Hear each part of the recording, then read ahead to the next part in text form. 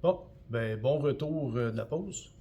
Euh, on avait regardé en premier lieu le ruban de Revit pour toutes les composantes électriques. Donc vraiment, les équipements électriques, les appareils d'éclairage, les interrupteurs, euh, l'ensemble de tout ce qu'on va utiliser dans notre maquette Revit comme telle. Donc, ce que je vais faire, c'est vraiment vous démontrer comment utiliser chacune des composantes. Donc, on va commencer avec les prises électriques, qui est de quoi qu'on utilise très fréquemment dans nos maquettes Revit. Donc, pour faire, on va aller dans notre ruban. Puis vous pouvez aussi suivre sur votre Teams partagé. Donc, vous pouvez suivre soit ici à l'écran ou par Teams. C'est un peu les deux meilleures façons, je pense, pour pouvoir en même temps les essayer en même temps que vous travaillez. OK? Donc, si on commence, on va aller sur appareil électrique. Donc, c'est vraiment le deuxième ici à côté de système. Donc, on va aller choisir ici les prises de courant. Donc, si on prend le premier, qui est une prise qui est écrit 15-20 ampères à 150, donc le 150 indique vraiment la hauteur de montage physique au mur comme tel, comme si c'était installé dans la vraie vie à 150 mm du plancher fini. Mais là, dans ce cas-ci, c'est vraiment au mur, dans notre maquette, que ça va être démontré. Okay?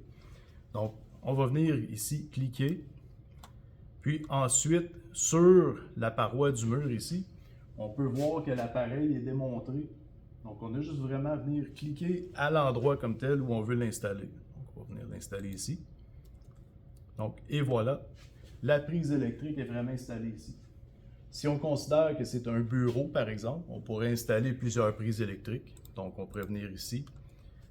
On va retourner à Appareil, Installation électrique. Donc, encore une fois, dans ce cas-ci, on va prendre la prise qui est à 1200 mm au-dessus du plancher, juste pour faire de quoi de différent, puis essayer en même temps les fonctionnalités de Revit électrique. Donc, on va venir ici. On va l'installer ici. On peut voir que les deux symboles sont un peu différents. Donc, le premier, c'est vraiment la prise comme telle, avec le 20 ici à côté. La prise à 1200, il y a un trait qui s'ajoute pour vraiment venir identifier que c'est à 1200 du plancher fini. Ça, c'est en référence avec notre légende électrique aussi, qu'on a vu en début du cours. Okay? Donc ici, on va venir l'installer, ça c'est beau. Si je décide que je veux installer un appareil de contrôle d'éclairage, un interrupteur, donc c'est le même principe. Donc on installe, on vient ici dans appareil, éclairage, puis dans le menu déroulant, on va venir choisir ici la prise 120 volts, pas la prise d'interrupteur, excuse, 120 volts. Donc on va venir cliquer, on va l'installer au mur où on veut l'installer, juste à côté de la porte. Et voilà. Donc le tour est joué. La prise est vraiment installée ici, comme dans la vraie vie. Si on regarde la porte vraiment du local à côté, on peut voir qu'il y a un interrupteur d'éclairage, il y a un thermostat, il y a aussi un haut-parleur pour le système de contrôle vocal du centre. Mais là, on se concentre vraiment sur l'interrupteur comme tel. Okay? Donc l'interrupteur est installé. Si on veut installer ensuite une sortie informatique, donc on va venir encore une fois sur le menu déroulant ici, on va aller à téléphone. Donc on va venir ici. Dans le menu déroulant, toujours, on peut voir ici prise téléphonique normale et prise téléphonique murale normale et publique. On va prendre la prise téléphonique de données normale. Donc, on va cliquer. Puis ensuite, on peut venir l'installer, par exemple, ici sur le mur, à côté de l'autre prise. Donc, vraiment, on peut voir qu'elle est installée à côté ici. Bon. La prochaine étape, qu'est-ce qu'on pourrait faire, c'est venir installer un appareil d'éclairage, par exemple. Donc, encore une fois, de quoi qui est commun, qu'on voit dans toutes les pièces, tous les projets. Donc, c'est de quoi qu'on va faire je veux dire, à répétition. On s'entend que tu peux avoir plusieurs appareils d'éclairage dans une pièce, comme la salle de classe qui est ici. Donc, on va vraiment en installer un. On va commencer par aller sur luminaire, qui est juste ici à côté. Le menu déroulant, toujours.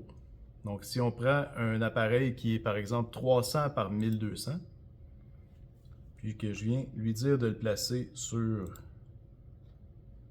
la phase de construction. Donc, et voilà. Donc, dans ce cas-ci, ça démontre comme s'il y avait un appareil d'éclairage dans ma pièce.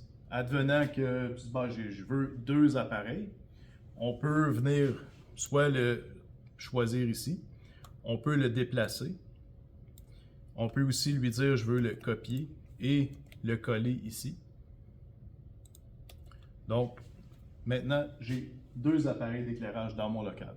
Donc, encore une fois, c'est une question de voir nos plafonds, l'espace disponible, vraiment la symétrie de notre plafond, les besoins en éclairage aussi, parce qu'on doit calculer le nombre d'appareils par rapport aux besoins de la pièce. Donc, dans un bureau, on pourrait dire qu'on a besoin de 400 à 500 lux d'appareils pour l'éclairage en termes de niveau photométrique d'éclairage. Donc, dans ce cas-ci, deux appareils d'éclairage dans un petit bureau comme ça, normalement c'est assez adéquat. Donc, l'interrupteur ici va venir contrôler en termes de contrôle d'éclairage, donc c'est la commande, si on veut, va venir commander ou contrôler les deux appareils d'éclairage. Pour faire, on va venir ici dans Annoter, on va lui placer la ligne de détail entre les appareils et l'interrupteur ici. Donc, on va venir le sélectionner ici. Puis, on va faire la même chose ici. On va vraiment venir les relier.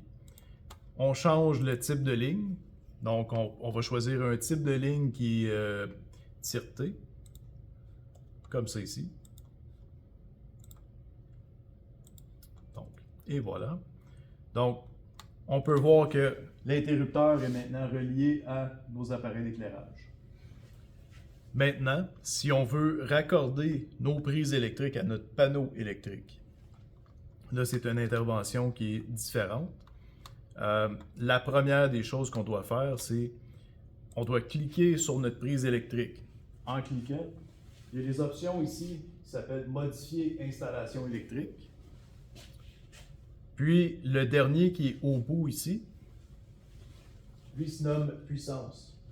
Quand on clique sur puissance, il va nous donner les options de raccordement pour une prise électrique. Donc, on a déjà vu dans la première partie du cours que les prises électriques pour les bureaux résidentiels, tout ce qui est prise électrique typique, c'est 120 volts, 15 ampères. Donc, par défaut, nous, on a déjà une idée de ce que ça va être en termes de raccordement. Évidemment, il y a des prises spéciales qui ont des raccordements différents, mais pour le besoin de l'exemple, on va prendre pour acquis que c'est une prise 15 ampères, 120 volts. Donc, si je clique sur puissance, là ici, il va me poser la question, c'est quel panneau électrique que tu veux prendre? Dans ce moment, j'ai le panneau C et le panneau D d'insérer déjà dans mon projet pour vous montrer comment faire le raccordement. Je pourrais vous montrer aussi par la suite comment insérer un panneau et faire aussi de la programmation du panneau pour que ça fonctionne avec votre projet. Okay? Ça va être la prochaine étape ensuite. Donc, si je commence avec le panneau C, par exemple.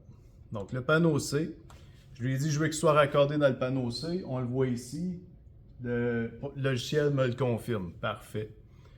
Donc là, ici, je peux voir, il y a un genre de carré qui s'installe autour de ma prise électrique avec un genre de petit choc électrique. Et ça fait juste m'indiquer est raccordé dans un des panneaux.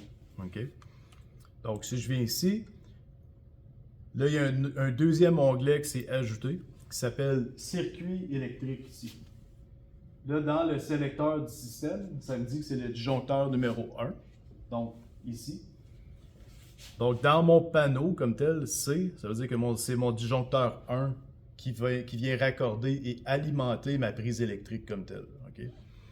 Donc, quand on veut modéliser les prises électriques, une fois insérées, pour les raccorder, c'est vraiment choisir le panneau, choisir ton disjoncteur. Puis ensuite, dans le panneau comme tel, c'est là que tu vas faire les modifications de c'est quoi ton disjoncteur, c'est quoi ta charge, ainsi de suite. Donc, ça, c'est des données qu'on peut regarder par la suite. Okay? Donc, lui ici, c'est circuit 1. Si je fais le même procédé ici pour le circuit numéro 2, je vais faire la puissance. C'est le